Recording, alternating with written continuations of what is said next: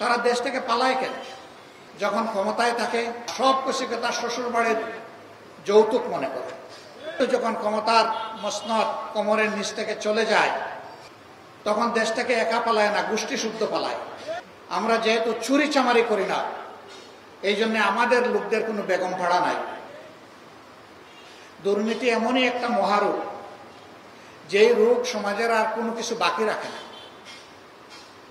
এই দুর্নীতির কারণেই সমাজে সন্ত্রাস হবে, দুর্নীতির কারণেই লম্পটরা লম্পট্য করে টাকার বিনিময়ে রেহাই পেয়ে যাবে। দুর্নীতির কারণে নিরীহ মানুষকে স্লটার করে জবাই করার পরে সে বেঁচে যাবে তার টাকা পয়সা দিয়ে। এই দুর্নীতির বহু রূপ আছে। মানুষ মনে করে শুধুমাত্র ঘুষ আর চাঁদা, এই দুইটাতেই বোধহয় দুর্নীতি। না, অবশ্যই এই দুইটা বড় মাত্রার দুর্নীতি, কিন্তু এর বাইরে আরেকটা বড় দুর্নীতি আছে, এটা হচ্ছে বুদ্ধিভিত্তিক দুর্নীতি। বুদ্ধি দিয়ে জনগণকে ঠকিয়ে, জনগণকে ঠেকিয়ে নিজের কপাল গড়ার বুদ্ধি। এটা তারাই করতে পারে সত্যিকার অর্থে দেশ এবং জনগণের প্রতি যাদের দায়বদ্ধতা নাই, ভালোবাসা নাই, মায়া নাই। তারা কারা? তারা আকাশে মেঘ দেখলে যারা দেশ থেকে পালায় যায় তারা। এই দেশ যদি তার নিজের দেশ মনে করত, জনগণের কাছে যদি দায়বদ্ধতা মনে করত, তাহলে নিশ্চয়ই তারা এই অপকর্মে জড়িত হতো না। তারা দেশ থেকে পালায় কেন? পালায় এ কারণে, যখন ক্ষমতায় থাকে তখন ধরাকে সরাজ্ঞান করে আর সব কিছুকে তার শ্বশুর বাড়ির যৌতুক মনে করে, সব কিছুকে হালাল মনে করে পেট ভরে। কিন্তু যখন ক্ষমতার মসনদ কোমরের নিচ থেকে চলে যায় তখন চোখে অন্ধকার দেখে। তখন দেশ থেকে একা পালায় না, গোষ্ঠী শুদ্ধ পালায়। বাংলাদেশ জামাত ইসলামী একটি মজলুম সংগঠন। এই সংগঠনের কোনো দায়িত্বশীল নেতা দেশ ছেড়ে পালাননি। বহু বিপদ এসেছে, চোখের সামনে ফাঁসির রশি দেখার পরেও আমাদের শ্রদ্ধেয় নেতা মীর কাসেম আলী আমেরিকা থেকে বাংলাদেশে চলে এসেছিলেন। তাকে বলা হয়েছিল don't come back to Bangladesh. তিনি বলেছিলেন কেন? বলছে যে আপনার নেতৃবৃন্দের প্রতি যা হচ্ছে আপনার প্রতি তাই হবে, কোনো ব্যতিক্রম হবে না। তিনি বলছিলেন ইনশাআল্লাহ আই উইল ফেস। আমি সত্যের উপর, সত্যের পাটাতনের উপর দাঁড়িয়ে আমি মিথ্যার প্রতিবাদ করবো ইনশাআল্লাহ। তাতে যদি আমার জীবন যায়, যাবে, আমার দেশে যাবে। আমি পালিয়ে চুরের মতো বিদেশের মাটিতে থাকবো না। তিনি ফাঁসির রশিকে চোখের সামনে দেখেও চলে এসেছিলেন এবং সত্যি হাসতে হাসতে সেই ফাঁসির রশিকেও তিনি বরণ করেছেন।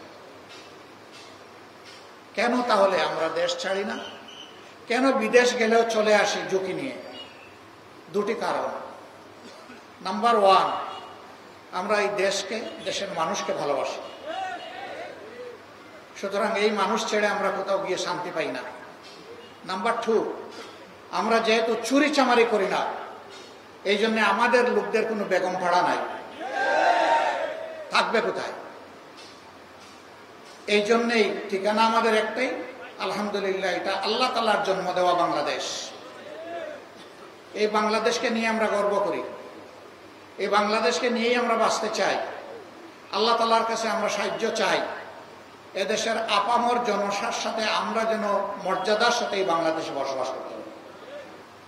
আলহামদুলিল্লাহ, এ ধরনের বিপ্লব, পরিবর্তন, অভ্যুত্থান যতগুলা দেশ দেখেছে তারা রক্তের স্রোত এবং বন্যা দেখেছে, কিন্তু বাংলাদেশে তা হয়নি। আলহামদুলিল্লাহ, বাংলাদেশের মানুষ আমাদের অনুরোধ রক্ষা করেছে। এর পাশাপাশি শুধু অনুরোধে কথায় চিড়া ভিজে না, পানি অথবা দুধ দিতে হয়। আমরা সাথে সাথে আমাদের সহকর্মীদেরকে বলেছি, যাও, চলে যাও, সকল ধর্মের, মুসলমানদের মসজিদ, হিন্দুদের মন্দির, খ্রিস্টানদের গির্জা এবং বৌদ্ধদের মঠ, এই সবগুলো শক্ত পাহাড় অবসর লাঠি হাতে দাঁড়িয়ে থাকো, কোনো দুর্বৃত্ত যাতে গিয়ে সেখানে কোনো আঘাত করতে না পারে। আমরা বলেছিলাম এরকম পরিবর্তন হলে দেখা যায় যাদেরকে বলা হয় মাইনরিটি, আমরা মাইনরিটি বলি না, সংখ্যালঘু বলি না, বিভিন্ন ধর্মের লোকদের উপর অত্যাচার হয়, জুলুম হয়। আমরা বলেছিলাম তাদের শুধু ধর্মীয় উপাসনা নয়, কোনো ব্যক্তিও যদি আমাদের সাহায্য চায় তারও বাড়ি পাহারা দেব এবং প্রয়োজনে তার সাথে রাত্রে ঘুমাবা, তাকে নিরাপত্তা দেওয়ার জন্য, আশ্বস্ত করার জন্য। একটানা 15 দিন আমাদের সহকর্মীরা সেই স্বেচ্ছাসেবকের দায়িত্ব পালন করেছে। আল্লাহ কবুল করুন, যার কারণে কারো কুমতলব থাকলেও বড় কোনো দুর্ঘটনা ঘটানোর সাহস পায় না। বাংলাদেশ বেঁচে গেছে। আমরা এই দেশের প্রত্যেকটি মানুষকে জাতি ধর্ম নির্বিশেষে ভালোবাসি, সম্মান করি, এটা তার প্রমাণ। এরপরে বিভিন্ন ধর্মের নেতারা তাদেরকে নিয়ে বসেছে, তারা বলেছেন ইউ হ্যাভ ডান এনাফ, আপনারা আমাদের জন্য অনেক করেছেন, এখন আপনাদের ভলান্টিয়ারদেরকে বিশ্রামে নেন। আমরা তো চাইনি, তাও আপনারা এসেছেন, প্রয়োজন অনুভব করলে আমরা আপনাদের কাছে অবশ্যই যাব। আমরা কৃতজ্ঞ, আমরা আপনাদেরকে ধন্যবাদ জানাই। আমরা বলেছিলাম বক্তব্যের প্রথম অংশ ঠিক আছে, শেষটা মানলাম না। এখানে কৃতজ্ঞতার কিছু নেই, ধন্যবাদ জানানোরও কিছু নেই, এটি আমাদের নৈতিক দায়িত্ব ছিল। এই দায়িত্ব পালনে যদি আমাদের কোনো ভুল হয় আমাদেরকে ক্ষমা করবেন। তারা অনেকে কেঁদে দিয়েছে যে আমরা এতটা আপনাদের কাছে আশা করি। আমরা সরকারের সাথে এরপরে বসেছি, বলেছি তারা আমাদেরকে ক্লিয়ারেন্স দিয়েছেন, আমরা এখন ঘরে যেতে পারি, আপনারা কি বলেন? তারা একই কথা বলেছেন, হ্যাঁ আমরা দেখেছি, সরকার আপনাদের কাছে কৃতজ্ঞ। আমরা বলেছি না, এটি সরকারের দেশ নয়, এটি জনগণের দেশ, জনগণের পক্ষে জনগণ হয়ে আমরা দায়িত্ব পালন করেছি, অতএব এখানেও কৃতজ্ঞতার কিছু নেই, এটি আমাদের দায়িত্ব। জামাতে ইসলামী সরকারে যায়নি, সরকারের অংশ নয়, একটা দায়িত্বশীল রাজনৈতিক সংগঠন, দ্বীনি সংগঠন। এই জায়গা থেকে যেটুকু আমাদের পক্ষে করণীয় সেটা আমরা করার চেষ্টা করছি। জুলাই যুদ্ধে যারা শহীদ হয়েছে প্রতিটি শহীদের ঘরে আমরা সাথে সাথে পৌঁছে যাওয়ার চেষ্টা করেছি, পরিবারকে সান্ত্বনা দিয়েছি, তাদের জন্য দোয়া করেছি, তাদের কাছে দোয়া চেয়েছি, তাদেরকে আশ্বস্ত করেছি এখন থেকে আমরাও আপনাদের পরিবারের সদস্য এবং আমরা আপনাদের সাথে আছি, ইনশাল্লাহ আমরা আপনাদের সাথে থাকব। এই শহীদ জুলাই যোদ্ধাদের অনেকেই একেবারেই কেটে খাওয়া সাধারণ মানুষ ছিলেন। আপনারা দোয়া করবেন, তাদের শতাধিক পরিবারের দায়িত্ব একটা দ্বীনি সংগঠন, রাজনৈতিক সংগঠন বাংলাদেশ জামাতে ইসলামী গ্রহণ করেছে। মাসের 1 তারিখ তাদের দেওয়া অ্যাকাউন্ট অনুযায়ী তাদের অভিভাবক জীবনে বেঁচে থাকা অবস্থায় যে রুজি হতো তার চাইতে সামান্য আরো একটু যোগ করে তাদের অ্যাকাউন্টে 1 তারিখ সেটা পাঠিয়ে দেওয়া হয়। পাঠিয়ে দিয়েও আমরা বসে থাকি না, আবার ফোন করে ফলো আপ নেই 1 তারিখে আপনাদের হাতে পৌঁছেছে কিনা। কোনো মাসে 1 তারিখে যদি দেখি আমরা আশঙ্কা, তার আগের দিন পাঠিয়ে দেওয়ার চেষ্টা করি। আমরা ধন্যবাদ জানাই আমাদের এই ভেঞ্চারে, এই আয়োজনে অনেকে এগিয়ে এসেছেন, এগিয়ে এসে বলেছেন আপনারা অনেক কিছু করছেন, এই পরিবারটা আমাকে দান করে দেন, তাদের দায়িত্ব আমি নেব। আমরা আসলেই তাদের কাছে ঋণী, আমরা খুশি মনে তাদের হাতে ছেড়ে দিয়েছি, কিন্তু ওইটারও আমরা খবর নেই যে ছেড়ে দেওয়ার পরে তারা কেমন চলছে। নারায়ণগঞ্জের সাইনবোর্ড এলাকায় সুমাইয়া নামের এক বোন, সে বারান্দায় দাঁড়িয়ে 4 তারিখ দৃশ্য দেখছিল কি হয়, ঠিক এই অবস্থায় আকাশ থেকে গুলি এসে তাকে এফুড় করে, কুলে 2.5 মাসের বাচ্চা ছিল, বাচ্চা ছিটকে পড়ে গেছে, মা সাথে সাথে দুনিয়া থেকে চলে গেছে। সুমাইয়ার মেয়ে সুবাইতা, আমি তাকে দেখে খুবই খারাপ লাগলো, আমি বললাম যে এই মেয়েটা আমাদেরকে দান করে দেন। পরিবারের সদস্যরা বললো আমরা শান্তিতে থাকবো যদি এই মেয়েকে আপনাদের কাছে দান করে দিতে পারি। আলহামদুলিল্লাহ, তারা দান করে দিল। ঢাকার এক বিশিষ্ট শিল্পপতি, আল্লাহ তাকে ছেলে মেয়ে কিছুই দেননি, তিনি খবর পেলেন, তিনি ওই পরিবারে ছুটে গেলেন, মেয়েটা নিতে চাইলেন। তারা বললো এই মেয়ের মালিক আমরা নই, এ মেয়ের অভিভাবক জামাতে ইসলামী, এইটা দেওয়া না দেওয়া তাদের ব্যাপার। তিনি আমার কাছে ছুটে আসলেন, আমি তাকে বললাম আমি আপনার পক্ষে ওকালতি করতে পারি, কিন্তু তাদের ইচ্ছার বিরুদ্ধে আমি কিছু করতে পারবো না। আমি দরদ নিয়ে, দায়িত্ব নিয়ে আপনার কথা বলবো, যদি তারা গ্রহণ করে আমার আপত্তি নাই। আমি যখন তাদেরকে বললাম, তখন বলল যে আমাদের এই অবুঝ বাচ্চার জন্য আপনাদের কুলটাকেই আমরা নিরাপদ মনে করছি, আমাদের শিল্পপতি হওয়ার দরকার নেই। রিয়েলি এরা আমাদেরকে ঋণী করেছে। এরপরেই চলে আসলো বন্যা। আমরা ফিরে তাকালাম না কোনো দিকে, সবার আগে চলে গেলাম সেখানে। ফেনীর পানিতে নেমে আমরা চিৎকার দিয়ে বললাম বাংলাদেশের জনগণকে, যাদের সামর্থ্য আছে ছুটে আসুন, পাশে দাঁড়ান, সেবা করুন, মানুষের দোয়া গ্রহণ করুন। আলহামদুলিল্লাহ, শুধু আমাদের দাওয়াতে গেছে এটা আমি বলবো না, কিন্তু আমরা আওয়াজ দিয়েছি সবার আগে। মানুষ ঝাঁকে ঝাঁকে সেখানে গিয়ে পড়লো, আমরা আমাদের সামর্থ্য অনুযায়ী মানুষের পাশে থাকলাম। এরপরে আমরা খেয়াল করলাম জুলাই যুদ্ধে যারা আহত, তাদের ব্যাপারটা কি হবে। আমরা তাদের দিকে আমাদের সামর্থ্য অনুযায়ী চেষ্টা করেছি। এই জায়গায় লক্ষ্য করুন, আমরা বড় একটা সমাবেশ ঢাকায় চাইলে করতে পারতাম, কিন্তু আমরা করিনি।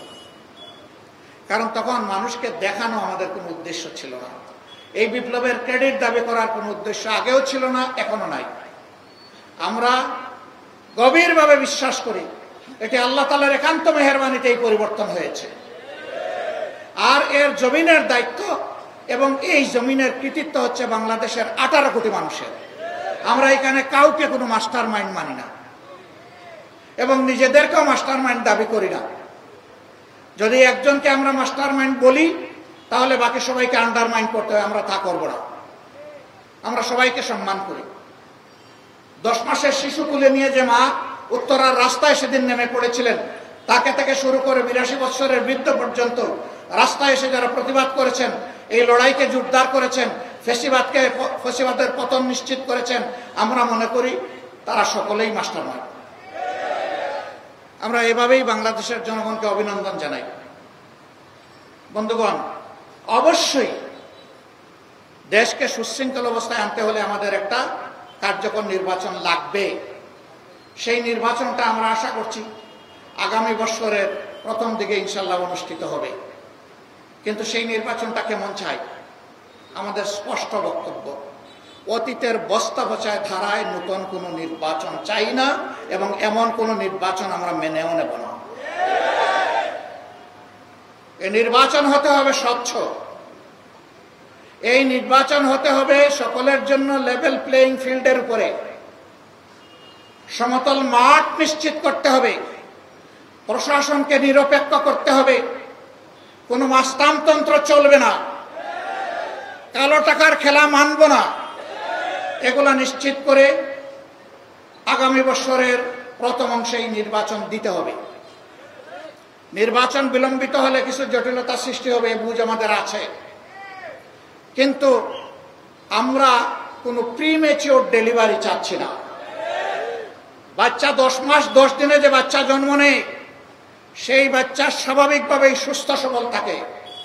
6 মাসের মাথায় বাচ্চা জন্ম নেয়, তাকে ইনকিউবেটরে রাখতে হয়, ওই বাচ্চা সারা জীবন দুর্বল থাকে।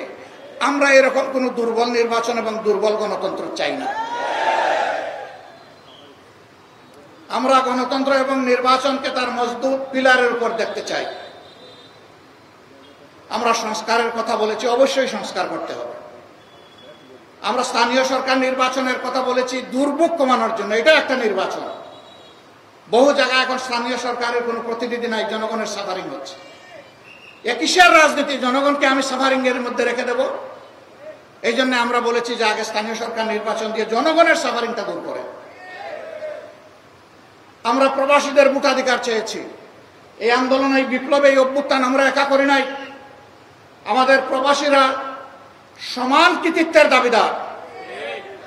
তাদের ভোটাধিকার কেন থাকবে না? তাদের ভোটাধিকার অবশ্যই নিশ্চিত করতে হবে। তাদের ভোটাধিকার শুধু নিশ্চিত করলে হবে না, তাদের ভোট প্রয়োগ নিশ্চিত করারও ব্যবস্থা করতে হবে। এগুলা কি আমাদের অন্যায় আবদার? এগুলো আমাদের যৌক্তিক দাবি। প্রবাসীরা হাজার ধরনের বিড়ম্বনার শিকার হন, তার মূল কারণ হচ্ছে তাদের ভোটাধিকার নাই। এই জন্য যারা সরকারে যায় তাদেরকে গুরুত্ব দেয় না। একটা জায়গায় খুব সুন্দর করে গুরুত্ব দেয়, সেই জায়গা হলো প্রবাসীরা আমাদের রিমিটেন্স যোদ্ধা। আর বিদেশে হালকা ওজনের বড়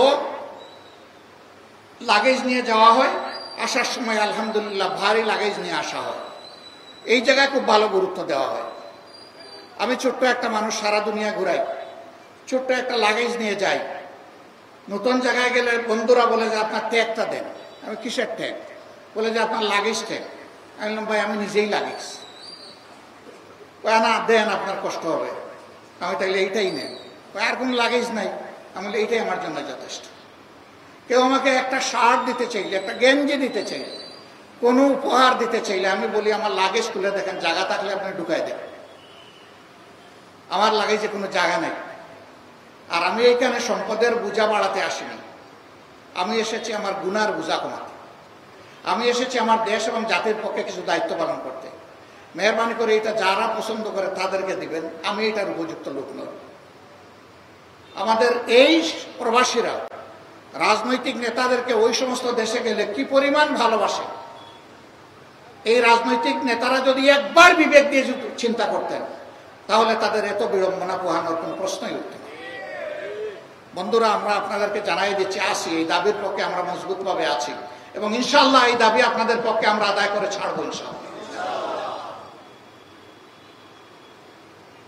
সম্মানিত ভাইরা, একটা দেশ, খুব বড় কিছু চাহিদা আমাদের নাই।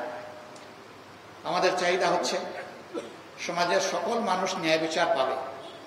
আমাদের চাহিদা হচ্ছে সমাজে বৈষম্য থাকবে না। আমাদের চাহিদা হচ্ছে দুর্নীতির কোনো রেশও থাকতে দেওয়া হবে না, এমন একটা সমাজ আমরা চাই। ড্রেনের পানি দিয়ে 10 বার হাত পা ধুইলে নিয়ম মাফিক উযু হবে কেন? কারণ ড্রেনের পানি অপবিত্র।